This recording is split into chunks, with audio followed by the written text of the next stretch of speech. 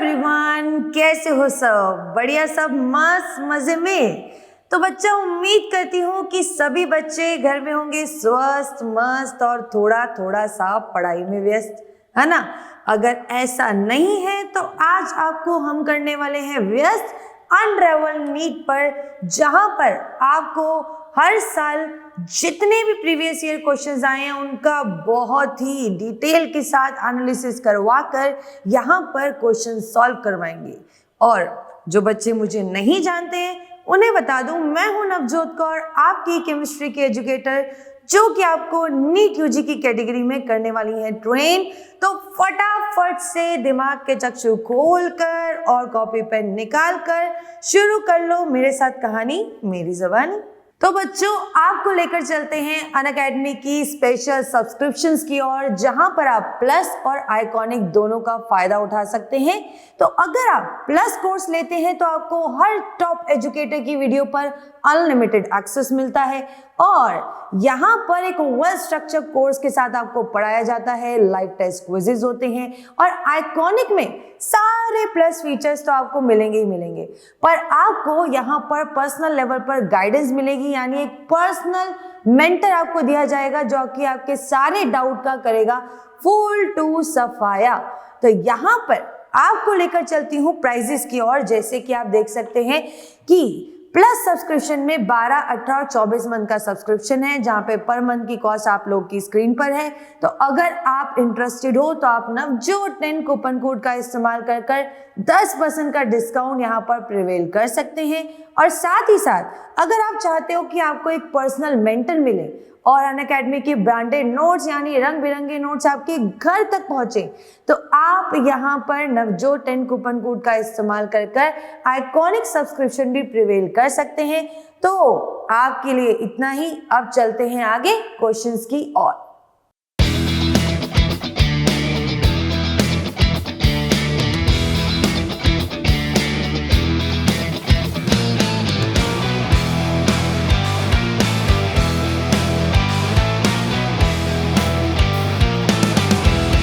तो बच्चा party, first question आप लोगों की स्क्रीन पर जिसमें पूछा गया है, what is the IUPAC name of the organic compound form in the following chemical reaction, जिसमें आप देख सकते हैं कि एसीटोन से अपने को प्रोडक्ट बनाना है और दो अलग अलग रिएजेंट यहाँ पर दे रखे हैं। तो सबसे पहले रिएजेंट की अगर मैं बात करूं तो वो है हमारा इथाइल मैग्नीशियम ब्रोमाइड, जो कि ड्राई ईथर की प्रेजेंस में दे रखा है। तो सबसे पहले कारनामा इसी के साथ करते हैं। तो उठाते हैं एसीटोन को, एसीटोन और कुछ नहीं भैया प्रोपेनॉन है और 2 पोजीशन पर कीटोन ग्रुप लगेगा, ठीक है। अब इसी में आप देख सकते हैं कि जब मैं पहले स्टेप में इसमें हमारा इथाइल मैग्नीशियम ब्रोमाइड डालूंगी ना ड्राई ईथर की प्रेजेंस में, तो किस तरह से रिएक्शन करता है। तो देखो यहाँ पर इथाइल मैग्नीशियम ब्रोमाइड ना, मैग्नीशियम बहुत ज्यादा इलेक्ट्रोपॉजिटिव है, तो उसके कंपैरिजन में कार्बन वाला पूरा एल्काइल चेन नेगेटिव हो जाता है और ये पॉजिटिव हो जाता है, ठीक है। तो यहाँ पे पार्शियल ना लगाकर ना इसको पूरा चार्ज लगा देते हैं कि ये हमारा हो जाएगा MgBr, जिसमें पॉजिटिव साइन, इसमें नेगेटिव साइन, ठीक है। अब यहाँ पर इसी तरह से जो कार्बोनिल ग्रुप है उसका बॉन्ड आप देख सकते हैं कि डबल बॉन्ड तोड़ेंगे तो यहाँ पॉजिटिव आएगा, यहाँ नेगेटिव आएगा। अब एक तरफ पॉजिटिव है, एक तरफ नेगेटिव है, पॉजिटिव नेगेटिव की ओर और नेगेटिव पॉजिटिव की ओर दौड़ा चला जाएगा। और यहाँ पे आप देख सकते हैं C, इधर कार्बन पे पॉजिटिव, तो नेगेटिव ग्रुप C2H5 यहाँ आके लग गया और O के ऊपर जाकर MgBr अटैच हो जाता है, ठीक है। और बाकी पूरा कंपाउंड वैसे का वैसे ही रहेगा। अब अगले स्टेप में आप देख सकते हैं कि यहां पर ना आप वाटर डालेंगे एसिडिक मीडियम के अंदर, यानी इन शॉर्ट बोलो हाइड्रोलिसिस कर रहे हैं। हाइड्रोलिसिस करने पे क्या होगा कि ये नेगेटिव और ये पॉजिटिव जो है ना ये ब्रेक डाउन होगा। एक तरफ H पॉजिटिव आके लगेगा वाटर का और एक तरफ वाटर का OH नेगेटिव आके लगेगा। तो यहाँ पर CH3 COH CH3 और C2H5 ये कंपाउंड बन गया। अब इसका नामकरण करना है तो तुम देखो, सबसे पहला नामकरण करने का रूल ये होता है कि हमें लॉन्गेस्ट चेन सेलेक्ट करनी है। ठीक है। तो लॉन्गेस्ट चेन सेलेक्ट करने के लिए ये 4 कार्बन की लॉन्गेस्ट चेन हो रही है। तो इसको बिल्कुल ऐसा नहीं है कि अगर घी हमारा सीधी उंगली से निकलना है तो टेढ़ी करने की जरूरत ही नहीं है। यहाँ पर बिल्कुल अपने को टेढ़ा रास्ता चल के भी यहाँ पर लार्जेस्ट कार्बन की चेन चुननी है, ठीक है। अब नंबरिंग इस हिसाब से करना कि फंक्शनल ग्रुप को हमारे लोएस्ट पोजीशन मिल जाए। तो इस हिसाब से आप देख सकते हैं कि नंबरिंग करते हुए हमारे पास 2 पोजीशन पे है अल्कोहल ग्रुप और 2 ही पोजीशन पे है मिथाइल ग्रुप। तो इसे बोलेंगे 2 मिथाइल, ठीक है। 4 कार्बन की चेन है तो लगेगा ब्यूट, सभी कार्बन के बीच में सिंगल बॉन्ड है तो लगेगा एन, और 2 पोजीशन पर फंक्शनल ग्रुप को सबसे आखिर में ऐड करते हैं तो 2 और लग जाएगा, यानी डी ऑप्शन यहाँ पर हो जाता है करेक्ट और ये क्वेश्चन हो जाता है हमारा सॉल्व। तो अब बढ़ते हैं अगले क्वेश्चन की ओर।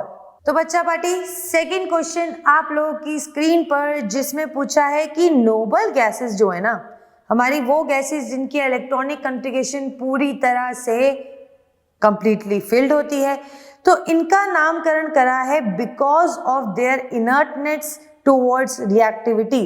मतलब इनर्टनेस मतलब ये होता है कि लेस रिएक्टिविटी होना टुवर्ड्स देयर, किसी के साथ भी रिएक्टिव करते या किसी के साथ भी रिएक्शन करते हुए। तो यहाँ पर आपको ये बताना है कि कौन सी इनकरेक्ट स्टेटमेंट इनकी बिहेवियर के बारे में, इनकी रिएक्टिविटी के बारे में या इनकी प्रॉपर्टीज के बारे में गलत लिखी है, ठीक है। तो पढ़ते हैं एक एक कर। तो सबसे पहले देखिए, बोला है noble gases are sparingly soluble in water. ये वाटर में पूरी तरह से सॉल्युबल नहीं होती है, बिल्कुल सही, ट्रू स्टेटमेंट। क्योंकि यहाँ पर इनकी इलेक्ट्रॉनिक कॉन्फ़िगरेशन अगर पूरी कंप्लीट है तो ये किस तरह से आयंस बनाएगी, आयंस नहीं बनेंगे तो सॉल्युबिलिटी कहाँ से आएगी, तो ये ट्रू है।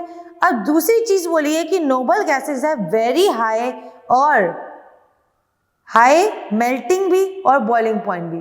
तो इस तरीके से अगर मैं देखूं तो यहाँ पर इनका मेल्टिंग और बॉइलिंग पॉइंट बहुत ज्यादा लो होता है, इनका मेल्टिंग और बॉइलिंग पॉइंट बहुत ज़्यादा लो होता है, हाई बिल्कुल नहीं होता है। क्योंकि जब इनकी नोबल गैस कॉन्फ़िगरेशन यानी इनकी इलेक्ट्रॉनिक कॉन्फ़िगरेशन पूरी तरह से फिल है ना, तब यहाँ पर ना इनके पास इस तरीके से कोई भी थोड़ा सा फोर्स देने पर इनके इलेक्ट्रॉन्स आपस में रिपल्शन कर कर एक दूसरे को दूर भगाते हैं और बहुत इजीली थोड़ी सी हीट मिलने पर टूटने लगते हैं, ठीक है।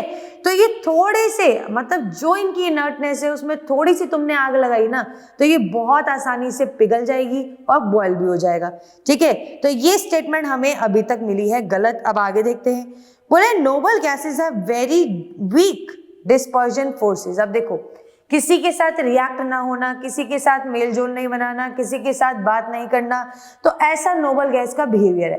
अब यहाँ पर ये इतना अनरिएक्टिव बंदा है कि ये किसी के साथ भी फोर्स नहीं बनाता है, तो इसकी वीक डिस्पर्जन फोर्सेस होते हैं, बिल्कुल ट्रू स्टेटमेंट। अब अगली क्वेश्चन पढ़ते हैं। तो देखो, अगली स्टेटमेंट बोली है कि noble gases have large positive value of electron gain enthalpy. Electron gain enthalpy मतलब इलेक्ट्रॉन गेन कर कर ये बहुत ज्यादा लार्ज पॉजिटिव वैल्यू शो करती है। मतलब अगर नोबल गैसेस है, ठीक है, देखो यहाँ पर इसके शेल्स पूरी तरह से कंप्लीटली फिल्ड है, 8 इलेक्ट्रॉन्स यहाँ बैठे हैं, ठीक है। तुम जबरदस्ती इसको एक इलेक्ट्रॉन दोगे, अब इसके पास जगह ही नहीं है, वो जबरदस्ती यहाँ डालेगा, पर जबरदस्ती डालने पर होता क्या है कि इलेक्ट्रॉन गेन एंथैल्पी तभी बहुत अच्छी मिलती है जब वो खुशी खुशी एनर्जी रिलीज करे। और अगर वैल्यू पॉजिटिव आ रही है मतलब उस बंदे को कोई खुशी नहीं है, वो इलेक्ट्रॉन यहाँ पे गेन करने ही नहीं वाला है।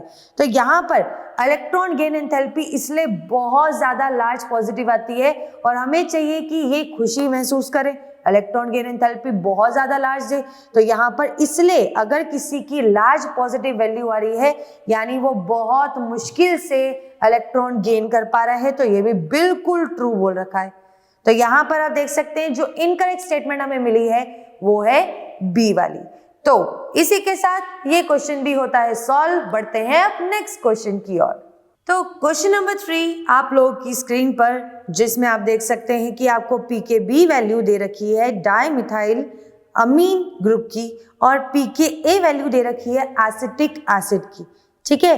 तो आपको इन वैल्यूज के साथ करना क्या है, तो बेटा यहाँ पर ना आपको इन दोनों से मिलकर जो कंपाउंड बन रहा है जो कि है डाइमिथाइल अमोनियम एसीटेट सॉल्यूशन, इसका पीएच निकालना है। तो सबसे पहले इस तरह के क्वेश्चन में करना क्या होता है, अप्रोच देखो क्वेश्चन की कि हमारे पास ना एसिटिक एसिड है और डाइमिथाइल अमीन है, क्लियर। तो यहाँ पर ये दोनों ही जो एसिड और बेस है दोनों ही वीक एसिड और वीक बेस है। तो अगर वीक एसिड और वीक बेस की कैटेगरी में कोई भी सॉल्यूशन लाइक करता है तो उसका पीएच निकालने का एक फिक्स फॉर्मूला है कि यहाँ पर क्या करो तुम, यहाँ पे लगाओ 7 प्लस हाफ पी के ए की वैल्यू, ठीक है, प्लस हाफ पी के बी की वैल्यू। अब दोनों की वैल्यू को यहाँ पुट करो, हाफ इंटू आप पी के ए की वैल्यू देख सकते हैं कितनी दे रखी है 4.77, ठीक है, और पी के बी की वैल्यू यानी कि डाइमिथाइल अमीन की वैल्यू दे रखी है 3.27। अब इसको सॉल्व करके कट पिटा कर आंसर तुम्हारा 7.75 आएगा जो कि आपके सी ऑप्शन से कर रहा है मैच। तो आपको पता लग गया होगा कि अगर किसी भी वैरायटी का बेस और यहाँ पर एसिड दे रखा हो, स्ट्रॉन्ग हो, वीक हो, वीक हो, वीक हो और वीक या स्ट्रॉन्ग हो, तो अलग अलग कॉम्बिनेशंस में दे रखे हो तो उनके फिक्स फॉर्मूले होते हैं। वही फॉर्मूले का इस्तेमाल कर कर जस्ट वैल्यू पुट करनी है, आंसर आप लोगों के सामने में। अब चलते हैं अगले क्वेश्चन की ओर। तो फोर्थ क्वेश्चन क्या पूछ रहा है, चलो देखें। तो राइट ऑप्शन आपको बताना है यहाँ पर कि टिंडल इफेक्ट किस द्वारा और किसके द्वारा एग्जिबिट होगा, यानी कौन सा सॉल्यूशन इसमें से टिंडल इफेक्ट शो करने वाला है। तो देखो टिंडल इफेक्ट शो करता है हमारे कोलाइडल सॉल्यूशन, इतना सभी को पता होगा, ये तो हम अपनी 10वीं क्लास से पढ़ते आ रहे हैं, है ना। अब यहाँ पर कोई भी ऐसा सॉल्यूशन नहीं लेना है जो ट्रू सॉल्यूशन हो। ट्रू सॉल्यूशन मतलब जहां पर पार्टिकल का साइज बहुत छोटा हो कि वो यहाँ पर लाइट को आने ही ना दे, ठीक है, कि यहाँ पर लाइट अच्छे से डिस्ट्रैक्ट ही ना हो पाए, पर यहाँ पर ऐसे पार्टिकल जिनके साइज 1 नैनोमीटर से लेकर 100 नैनोमीटर के बीच में है वो कोलाइडल सॉल्यूशन होते हैं। तो ऐसा सॉल्यूशन ना तो NaCl है, नमक का पानी भी घुल जाता है पूरा, ग्लूकोज भी पानी में घुल जाता है, यूरिया तक घुल जाता है, पर स्टार्च की इतनी बढ़िया घुलावट नहीं है जिसके पार्टिकल का साइज बड़ा माना जाता है। तो ये हमारे कोलाइडल सॉल्यूशन की कैटेगरी में डिपेंड कर रहे हैं और इन्हीं को हम बोलते हैं कि यही सिर्फ टिंडल इफेक्ट शो करेगा, यानी सी ऑप्शन है करेक्ट। इसी के साथ क्वेश्चन समाप्त और अगला क्वेश्चन आप लोगों की स्क्रीन पर। तो क्वेश्चन नंबर 5 में 2 स्टेटमेंट दे रखी है और इन 2 स्टेटमेंट्स में हमको बताना है कौन सी ट्रू है और कौन सी फॉल्स है। तो देखिए स्टेटमेंट 1 ने बोला है कि acidic strength increases in the order given as HF की सबसे कम है और HI की सबसे ज्यादा है। अब स्टेटमेंट 2 की अगर मैं बात करूं तो उसमें इसका रीजन दे रखा है, गैस तो पढ़ते हैं कि बोला है कि अगर साइज एलिमेंट का जो कि फ्लोरीन, क्लोरीन, ब्रोमीन, आयोडीन यहाँ लगे हैं वो डाउन द ग्रुप जाने पर नंबर ऑफ शेल्स इंक्रीज होने पे इंक्रीज करता है, बिल्कुल सही बात। तो बॉन्ड स्ट्रेंथ जो है वो हमारी डिक्रीज कर जाती है, बिल्कुल सही। हमने अभी थोड़े टाइम पहले जो प्रीवियस वीडियो देखी थी तो उस वीडियो में भी हमने देखा था कि किस तरीके से सेम वैरायटी का क्वेश्चन आया है कि साइज अगर एटम का बड़ा है, साइज अगर एटम का बड़ा है तो 2 एटम इतनी दूरी पे बैठे हैं कि इनके बीच की जो दूरियां हैं वो बॉन्ड लेंथ जिसको हम कहते हैं वो इंक्रीज हो जाती है। और अगर बॉन्ड लेंथ इंक्रीज हो गई मतलब वो दूर दूर बैठे हैं, दोनों के बीच की बॉन्ड स्ट्रेंथ क्या होगी बेटा, कम होगी, है ना। तो यही कंसेप्ट पे एक और क्वेश्चन आप लोगों के सामने 2021 के ही पेपर में, तो बॉन्ड स्ट्रेंथ होगी कम, तो यहाँ पर बोला है एसिडिक स्ट्रेंथ इसलिए इंक्रीज हो जाती है, ठीक है, एसिडिक स्ट्रेंथ इसलिए इंक्रीज हो जाती है। तो आप लोगों को बताऊं कि दोनों ही स्टेटमेंट ट्रू लिखी है, कैसे देखो अगर बॉन्ड स्ट्रेंथ वीक हो रही है तो ये जो क्लोरीन, ब्रोमीन, आयोडीन और फ्लोरीन के साथ H पॉजिटिव बैठा है, बहुत आसानी से जब क्लोरीन, ब्रोमीन, आयोडीन और हमारे फ्लोरीन उस पर ध्यान ही नहीं दे रहा तो हैलोजन तो और हमारा हाइड्रोजन तो कभी भी हैलोजन से पीछा छुड़ा के निकल जाएगा। और हाइड्रोजन का निकलना यानी एसिडिक कैरेक्टर बहुत तगड़े लेवल पे शो करना, और ये बहुत तगड़े लेवल पे शो करेगा। तो बॉन्ड स्ट्रेंथ वीक होना एसिडिक कैरेक्टर को बढ़ा रहा है, ये भी ट्रू है। एंड जो स्टेटमेंट दे रखी है आप देख सकते हो कि जहां पे साइज बड़ा है वहां पे बॉन्ड लेंथ बड़ी है, बॉन्ड स्ट्रेंथ कम है।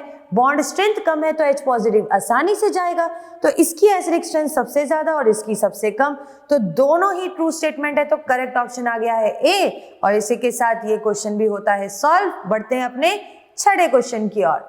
तो 6 क्वेश्चन क्या पूछ रहा है देखे, तो यहां पर 6 क्वेश्चन में बोला है ethylene diamine tetra acetate ion जो है, जिनको नाम से जाना जाता है EDTA के।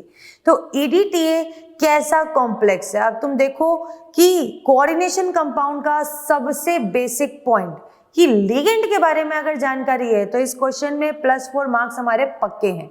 तो यहाँ पर बेसिक चीज भी बेटा हमारी क्लियर होनी चाहिए, जैसे कि सबसे इंपॉर्टेंट लिगेंड EDTA को बनाना सिखाती हूँ, फटाफट से देखो क्या है।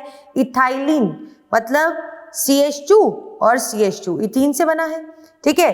अब इसी के साथ में 2 अमीन लगाने हैं डायमीन। डायमीन निकालने के लिए ना यहाँ पर बीच का बॉन्ड हमें तोड़ना पड़ेगा और सिंगल बॉन्ड बनाना पड़ेगा, और यहाँ पर लगा दो NH2, ठीक है, फिर लगा दो NH2। अब तुम्हें यहाँ पर इसी के साथ टेट्रा एसीटेट यानी एसीटेट आयन 4 लगाने हैं। कहाँ लगाओगे बताओ, कहाँ लगाओगे बताओ भैया। यहाँ पर तुमको करना क्या होगा, ये जो 2 हाइड्रोजन हमारा ये हमारा नाइट्रोजन लेकर बैठा है ना, इसके पास से हाइड्रोजन को हटाओ, चारों हाइड्रोजन हटाकर रिप्लेस कर दो एसीटेट आयन से। यहां भी करा, यहां भी कर दिया और यहां भी कर दिया, एंड हियर ऑल्सो। क्लियर। तो यहां पर आप देख सकते हैं कि मेरे पास ना अब डोनर साइट्स कितनी है और कौन कौन डोनर साइट्स है, इतना बेसिक सवाल पूछा गया है। तो यहां पर आप देख सकते हैं कि तुम्हें एक छोटी सी ट्रिक पता हो अगर लोन पेयर और बॉन्ड पेयर निकालने की, कि लोन पेयर और बॉन्ड पेयर नाइट्रोजन और ऑक्सीजन के केस में इन दोनों का सम 4 के बराबर होता है, ठीक है। तो अब देखो यहाँ पे जो नाइट्रोजन बैठा है इसके पास 3 बॉन्ड बने हुए और टोटल सम 4 के बराबर होता है, मतलब एक लोन पेयर यहाँ बैठा है, सिमिलरली एक लोन पेयर यहाँ बैठा है, और अगर मैं इस ऑक्सीजन की बात करूं तो ये ऑक्सीजन अभी सिंगल बॉन्ड बनाए बैठा है, तो मतलब एक बॉन्ड पेयर है, तो बाकी बचे हुए 3 क्या हुए, लोन पेयर। तो यहाँ पे 3 लोन पेयर, यहाँ भी 3 लोन पेयर, यहाँ भी 3, यहाँ भी 3, तो सब जगह 3 लगा दो। अब यहाँ पर इसका मतलब ये नहीं है कि मैडम ये तो जितने लोन पेयर उतना ज्यादा हेक्साडेंटेड, नहीं, यहाँ पर जितने लोन पेयर होने से कोई मतलब नहीं है, ये देखा जाता है कि वो कितना दानवीर है, वो लोन पेयर डोनेट कितने करेगा। तो यहाँ पे आप देख सकते हो कि ऑक्सीजन की अगर कंपैरिजन में करूं नाइट्रोजन से, तो ऑक्सीजन इतना ज्यादा दानवीर नहीं होता है, इसके पास बेशक से 3 लोन पेयर बैठे हैं पर डोनेट 1 करता है, ठीक है। तो सारे ऑक्सीजन एक लोन पेयर डोनेट कर मेटल के साथ 4 बॉन्ड तो यही बना बैठे। अब नाइट्रोजन बहुत दानवीर, पूरे लिगेंड्स में ना तुमको सबसे ज्यादा नाइट्रोजन ही दानवीर मिलेगा।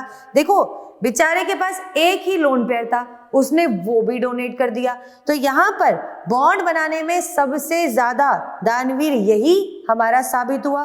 तो 2 डोनर साइट्स हमारी नाइट्रोजन की है और 4 डोनर साइट्स मेरी ऑक्सीजन की है, तो टोटल डेंसिटी कितनी हो गई, डेंसिटी मतलब अवेलेबल डोनर साइट से बिल्कुल डेंसिटी को कंफ्यूज मत किया करो, जितनी अवेलेबल डोनर साइट में थी उसमें से कितनी डोनेट हुई है, दैट इज अवर डेंसिटी। तो यहाँ पर हेक्साडेंटेड मतलब 6 बॉन्ड बना रहा है, 4 ऑक्सीजन 2 नाइट्रोजन, तो टोटल ए ऑप्शन यहाँ पर हो जाता है करेक्ट कि EDTA is a hexadentate ligand with 4 oxygen and 2 nitrogen donor atoms. Clear. तो बस इसी के साथ ये क्वेश्चन होता है सॉल्व। बढ़ते हैं नेक्स्ट क्वेश्चन की ओर। तो बच्चों क्वेश्चन नंबर 7 में आपका बेसिक ग्राफिकल रिप्रेजेंटेशन पे क्वेश्चन पूछा गया है, जो कि है बॉयज लॉ पे। तो यहाँ पर आपको बोला गया है कि बॉयज लॉ पे प्रेशर वर्सेस वॉल्यूम बना के दिखाओ एट डिफरेंट टेम्परेचर। अब देखो बॉयज लॉ तुम्हारे सामने ही है, क्या बोल दिया कि प्रेशर और वॉल्यूम दोनों रहना चाहिए कांस्टेंट पे, यानी एक्स और वाई एक्सिस पे दोनों को पटकेंगे और टेम्परेचर डिफरेंट डिफरेंट एज्यूम करके चलेंगे। तो आपको ग्राफ बनाकर मैं बताती हूँ। देखो जैसे कि अगर मैं बात करूँ तो यहाँ पर ये ग्राफिकल रिप्रेजेंटेशन होगी जिसमें एक्स एक्सिस यहाँ है, वाई एक्सिस यहाँ है। यहाँ मान लो प्रेशर, ठीक है, और बेटा यहाँ मान लो वॉल्यूम। क्लियर? अब यहाँ पे आप देख सकते हो कि अगर मैं ग्राफ बनाना चाहूँ तो हमारा ग्राफ जो है ये दिखाता है कि अगर मैं प्रेशर को यहीं रखूं और वॉल्यूम को उधर ले जाऊं कांस्टेंट के नीचे, तो एक तरीके से यहाँ पर जो ग्राफ बनेगा वो ऐसा बनेगा कि हमारा इनवर्सली प्रोपोर्शन आ रहा है ना। तो ये इस तरह से हमारी लाइन जाने वाली है, यहाँ पे भी इस तरह से लाइन जाएगी, फिर इस तरह से अलग अलग प्रेशर पर अलग अलग टेम्परेचर पर, ठीक है। तो मैंने क्या किया, यहाँ पर ना वॉल्यूम तो कांस्टेंट रख के चल रही हूँ। क्या कर रहे हैं, वॉल्यूम कांस्टेंट रख के चल रहे हैं और वॉल्यूम मान लिया है कांस्टेंट। अब प्रेशर देखो अलग अलग आ रहा है, यहाँ पे P1, यहाँ पर P2, यहाँ पर P3, ठीक है। और इसी के रिस्पेक्ट में जो स्लोप पर तुमको जो पॉइंट मिल रहे हैं ना वो टेम्परेचर को बता रहे हैं, ठीक है। तो temperature T3, T2 and T1, यानी T3 का टेम्परेचर सबसे ज्यादा होना चाहिए, ठीक है, और T1 का सबसे लीस्ट इस ग्राफिकल रिप्रेजेंटेशन में। तो यहाँ पर आप सिर्फ इतना देखो कि ग्राफ एक तो ऐसा बनना चाहिए हमारा स्लोप टाइप, ठीक है। दूसरा ये फर्स्ट और डी वाले में दिख रहा है बस, तो सी और डी और बी, सी और बी ऑप्शन तो यहीं रद्द होते हैं। अब ए और डी की अगर मैं बात करूं तो देखो दोनों में कंफ्यूज करने के लिए हमें टेम्परेचर ऊपर स्मॉल भी दे रखा है और इस वाले में नीचे स्मॉल टेम्परेचर दे रखा है। तो ध्यान रखना है जैसे जैसे प्रेशर इंक्रीज हो रहा है ना, हमें टेम्परेचर भी ज्यादा लगाना पड़ेगा वॉल्यूम कांस्टेंट रखने के लिए। तो यहाँ पर टेम्परेचर सबसे ऊपर हाईएस्ट होना चाहिए, यानी डी ऑप्शन हमारा इस हिसाब से आता है करेक्ट। और इसी के साथ ये क्वेश्चन भी करते हैं समाप्त और बढ़ते हैं हमारे 8th क्वेश्चन की ओर। तो बच्चों इस क्वेश्चन में आपको बेरिलियम क्लोराइड का स्ट्रक्चर बनाना है, वो भी सॉलिड स्टेट में और वेपर फेज में। तो यहाँ पर वेपर फेज में ये मोनोमर यूनिट में बैठने के अलावा और क्या करता है ये बता दूं। तो बेरिलियम क्लोराइड ना वेपर फेज में जब बैठता है ना तो यहाँ पर अकेला बैठना पसंद नहीं है। तुम्हें पता है कोई भी गैसेस जब भी होती है, जैसे ऑक्सीजन एलिमेंट भी है, तो अपने आप ही अपने ही एटम के साथ मॉलिक्यूलर फॉर्म में बैठता है। वैसे ही बेरिलियम क्लोराइड जब वेपर स्टेट में आता है तो अपना डायमर बना लेता है, ठीक है। तो इस तरीके से यहाँ पर आपको डायमर बनता हुआ दिखेगा इसका, क्लोरीन इधर, देन यहाँ पर बेरिलियम, देन क्लोरीन। तो यहाँ पर Be2Cl4 ये स्ट्रक्चर ये बनाकर आपको देगा। और यही अगर मैं बात यहाँ पर इसके सॉलिड स्टेट की करूँ तो सॉलिड स्टेट में क्या है कि इसको सॉलिड ठोस फॉर्म में रहना है, तो ये अपनी चेन को ही इतना तगड़ा बनाता जाएगा, यानी पॉलीमेरिक यूनिट्स बनाएगा कि ये सॉलिड स्टेट में एग्जिस्ट कर पाए, ठीक है। तो सॉलिड स्टेट में एग्जिस्ट करने के लिए ये पॉलीमेरिक चेन में बैठता है, जिसमें इसी तरह से यूनिट्स ना हमारी यहाँ पर बनती चली जाती है। जैसे आपको बना के दिखा देती हूँ, यहाँ क्लोरीन, यहाँ क्लोरीन, देन यहाँ क्लोरीन, देन यहाँ क्लोरीन, देन इसी के साथ बेरिलियम, यहाँ बेरिलियम, फिर ये क्लोरीन क्लोरीन, ऐसे बनता चला जाएगा। और ये इसका सिर्फ सॉलिड स्टेट में एग्जिस्ट करता है। तो करेक्ट ऑप्शन आप देख सकते हैं, ध्यान से चुन के करना।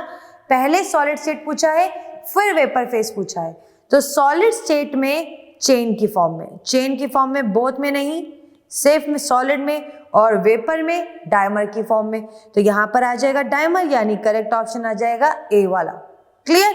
तो बस इसी के साथ चलते हैं अब नेक्स्ट क्वेश्चन की ओर, लगाते हैं 9th क्वेश्चन आप लोगों की स्क्रीन पर। तो क्वेश्चन ये पूछ रहा है, which one of the following methods can be used to obtain highly pure metal which is liquid at room temperature।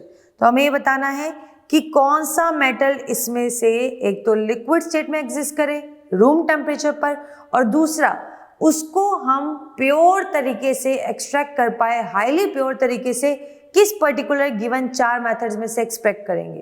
तो यहाँ पर हम देखते हैं एक्सट्रैक्शन के लिए सबसे पहले तो ये देखो कि जो लिक्विड और जो मेटल हमारा लिक्विड है रूम टेम्परेचर पर, वो है इकलौता बस मरकरी। ठीक है, अब इस मरकरी को रिफाइन करने के लिए, प्योर करने के लिए हम यहाँ पर ना इलेक्ट्रोलिसिस से कर सकते हैं, ना क्रोमेटोग्राफी से कर सकते हैं, ना जोन डिफाइनिंग से कर सकते हैं। इट इज लिक्विड स्टेट में ना, तो यहाँ पर इसके बॉइलिंग पॉइंट में हम डिफरेंस करके ना हम डिस्टिलेशन प्रोसेस से बहुत बढ़िया तरीके से इसको प्योर कर सकते हैं। तो यहाँ पर इसी हिसाब से करेक्ट ऑप्शन हो जाता है सी।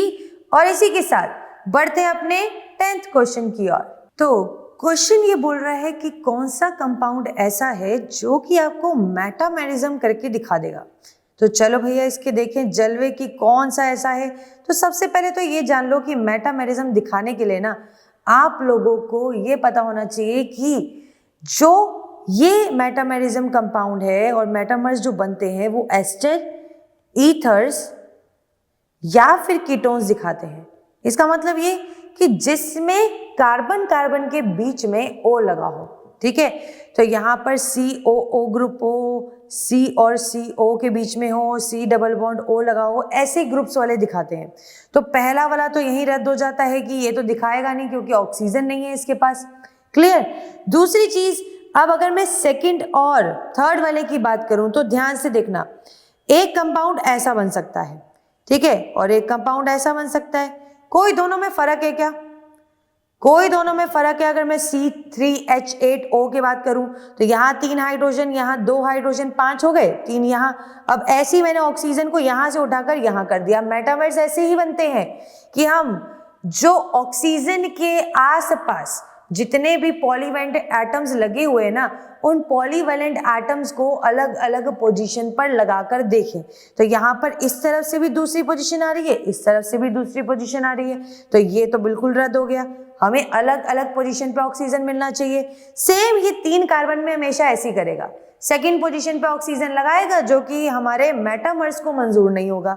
जैसे कि आपको फोर्थ ऑप्शन जो कि करेक्ट है उससे बहुत अच्छे से समझ आ जाएगा कि अगर मैं यहाँ पर ऑक्सीजन को इधर लगाऊं 1 2 3, ठीक है, और ये फोर्थ वाली पोजीशन पर जिसपे चौथा कार्बन बाहर बैठा है।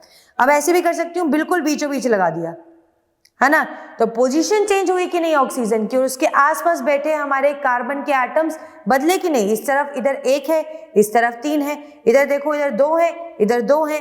तो ये वाला कंपाउंड डी वाला हमारा 1 और 2 2 मेटामर्स बनाएगा। तो मेटामर्स बनाने के लिए ये देखना है कि एस्टर्स, ईथर्स और कीटोन ग्रुप हो और उसके आसपास लगे हुए ग्रुप्स डिफरेंट हमें मिले बस। ठीक है, तो बस इसी के साथ डी ऑप्शन यहाँ पे करेक्ट मार्क करते हुए अगले क्वेश्चन की ओर चलते हैं। क्वेश्चन नंबर 11 आपको ये पूछ रहा है कि हमारे पास करेक्ट ऑप्शन क्या होगा जब number of body centred unit cell जो कि आपको पता लगाने हैं 14 टाइप ऑफ ब्रेविस लैटिस में बैठे हैं। अब देखो ब्रेविस लैटिस में अलग अलग प्रकार के होते हैं, क्यूबिक होते हैं, टेट्रागोनल होता है, मोनोक्लिनिक होता है, ट्राइक्लिनिक होता है, अलग अलग प्रकार के हैं। तो 14 टाइप्स में से बॉडी सेंटर वाले कितने हैं वो बताने हैं। तो ये चीजें हमें इसमें बहुत अच्छे से पता होनी चाहिए कि बॉडी सेंटर के तीन नंबर होते हैं। कौन कौन से? एक तो ये क्यूबिक फॉर्म में बैठ सकता है, एक यहाँ पर बेटा टेट्रागोनल फॉर्म में बैठ सकता है, और तीसरा जो है वो ऑर्थोरोम्बिक फॉर्म में बैठ सकता है। क्लियर? तो 14 टाइप्स ऑफ ब्रेविस लैटिस में आपको सिर्फ 3 types of body centred unit cell मिलते हैं और इसी के हिसाब से करेक्ट ऑप्शन डी होता है। ये सब याद करने वाली चीजें हैं, याद करोगे with in a minute question बन जाएगा, वरना अटके रहेंगे और 4 मार्क्स भी गवाएंगे। तो इसी के साथ अगले क्वेश्चन में मार्क्स स्कोर करते हुए 12th क्वेश्चन आप लोगों की स्क्रीन पर। Which one of the following polymers is prepared by additional polymerization? तो इनमें से ये बताना है कि कौन सा इसमें से एडिशन पॉलीमराइजेशन से प्रिपेयर किया जा सकता है। तो यहाँ पर बहुत ही आसान है, करेक्ट ऑप्शन है ए। देखते ही पता लग जाना चाहिए क्योंकि एक ऐसा एग्जाम्पल है जिसमें मेरे पास ना जैसे इथीन होता है ना, इथीन के दोनों हाइड्रोजन को बगल बगल से हटाकर हमने 2 फ्लोरीन ऐड करे। ठीक है, इसे बोला जाता है टेट्रा फ्लोरो और इथाइलिन। अब इसमें एडिशनल पोलिमराइजेशन करने पर ना ये अपना डबल बॉन्ड बीच में से तोड़ता है और उसी मोनोमर यूनिट्स को n टाइम्स जोड़ देता है। तो यहां पर देखो CF2 और ये बन जाएगा n टाइम्स, तो ये बना देता है टेफ्लॉन। क्लियर? तो इसी के हिसाब से करेक्ट ऑप्शन सिर्फ यही है, बाकी सब में मोनोमर यूनिट्स बार बार नहीं जुड़ती, रिपीटेटिवली नहीं जुड़ती है। जहां रिपीटेटिवली जुड़े वही एडिशनल पॉलीमराइजेशन कहलाएगा और इसका करेक्ट ऑप्शन इसी हिसाब से सिर्फ ए और ए होता है। और इसी के साथ बढ़ते हैं अपने 13 क्वेश्चन की ओर। तो बच्चों इस क्वेश्चन में क्या बोला है कि एक पर्टिकुलर स्टेशन है ऑल इंडिया रेडियो का, वो भी न्यू दिल्ली का, यहाँ पर ब्रॉडकास्ट किया जा रहा है एक पर्टिकुलर फ्रीक्वेंसी को, और वो फ्रीक्वेंसी है 1368 किलोहर्ट्ज। क्लियर? अब यहाँ पर आपको वेवलेंथ निकालनी है उस इलेक्ट्रोमैग्नेटिक रेडिएशन की जो कि ट्रांसमीटर ने एमिट करी होगी, जहाँ पर स्पीड ऑफ लाइट भी आपको c के टर्म्स में दे रखा है। तो ध्यान से सुनिए, बहुत ही इजी फॉर्मूला है, जनरल फॉर्मूला है, इससे हलवा कुछ आ नहीं सकता था कि lambda is equals to c upon में फ्रीक्वेंसी लेंगे, c is a speed of light जो कि हमें दे रखी है 3 × 10⁸, ठीक है, और v जो है जिसको हम म्यू बोलेंगे, v नहीं, जो कि हमारा 1368 × 10⁻3। ये 10⁻3 क्यों लगाया है? क्योंकि किलो हर्ट्ज को हर्ट्ज में चेंज करना यहाँ पर इंपॉर्टेंट है, सारी स्टैंडर्ड यूनिट्स में लेके आओ। क्लियर?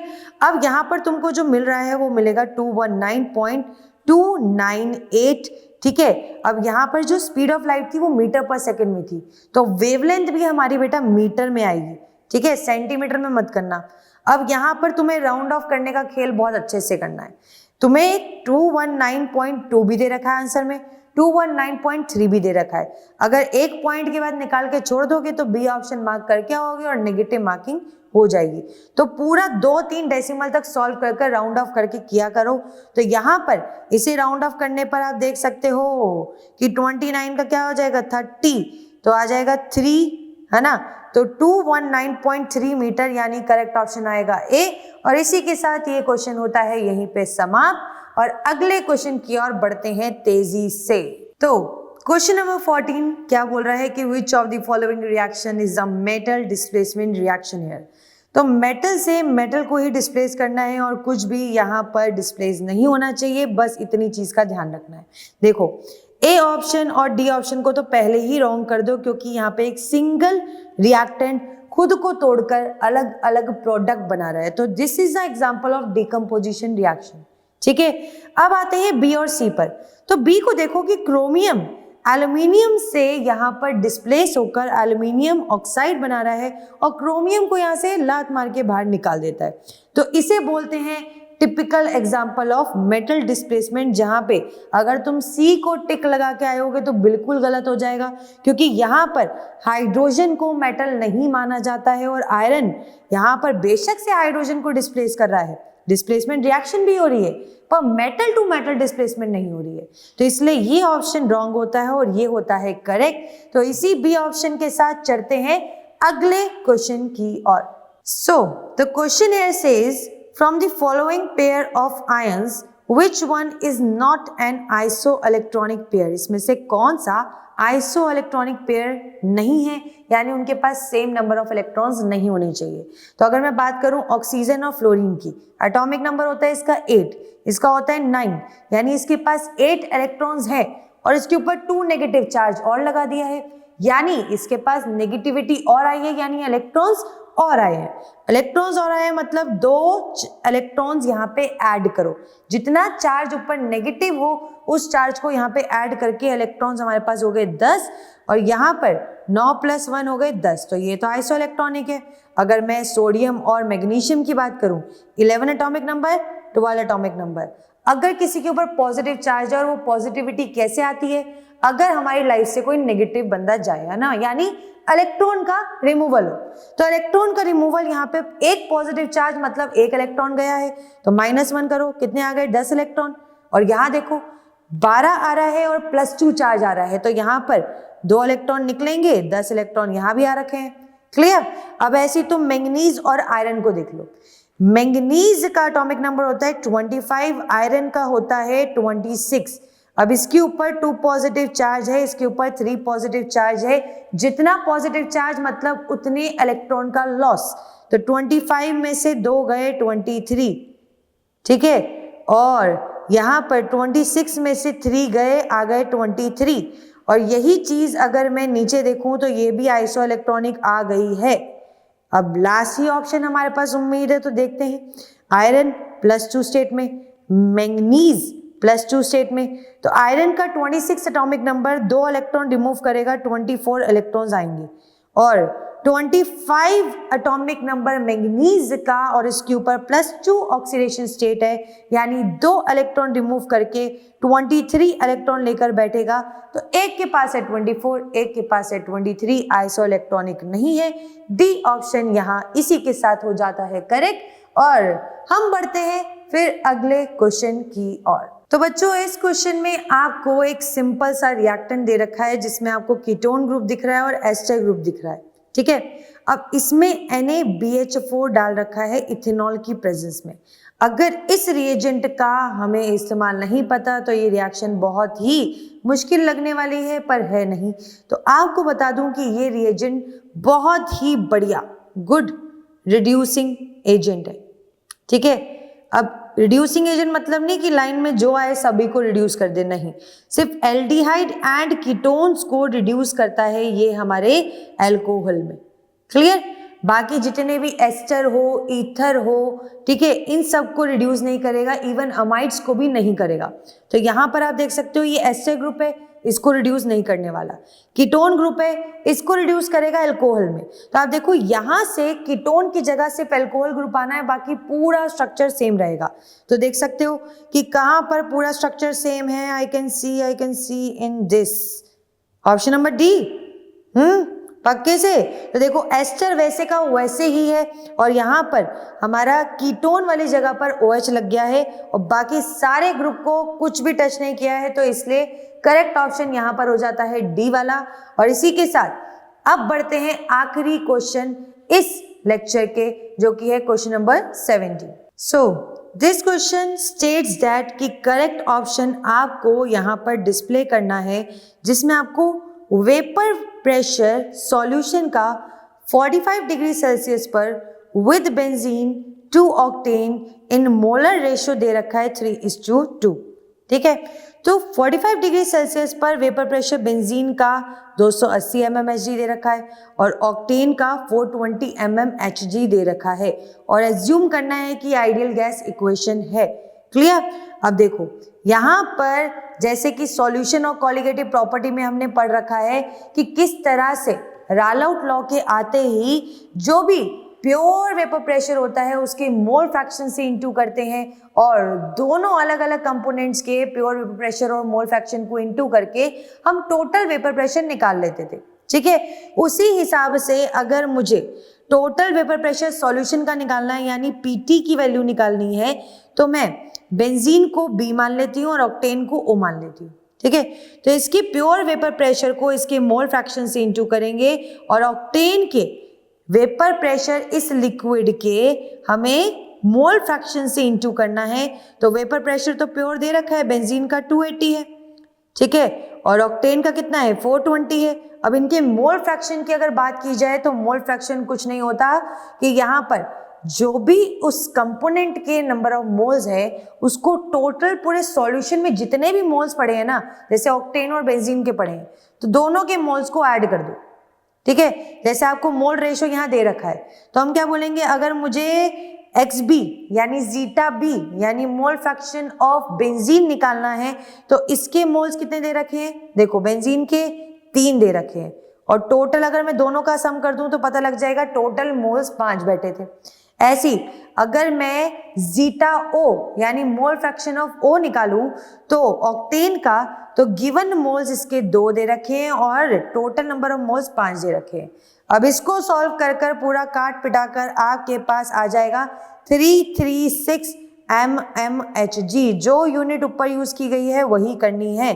तो करेक्ट ऑप्शन इसके हिसाब से हो जाता है ऑप्शन नंबर सी। तो बच्चों आज के लिए बस इतना ही। अब मिलेंगे आपको अगले सेशन में, जहां पर ढेर सारे और प्रीवियस ईयर क्वेश्चंस हम सॉल्व करने वाले हैं विद डिटेल कंसेप्ट। और ऐसे ही अपने नीड्स के कंसेप्ट को स्ट्रॉन्ग बनाने के लिए और प्रैक्टिस को और बहुत ही धुरंधर बनाने के लिए अनरेवल नीट को अपना ढेर सारा प्यार दीजिए और चैनल को सब्सक्राइब करना बिल्कुल ना भूलिएगा। अपने फ्रेंड्स के साथ भी जरूर करिएगा शेयर। तो मिलते हैं नेक्स्ट सेशन में। Bye bye.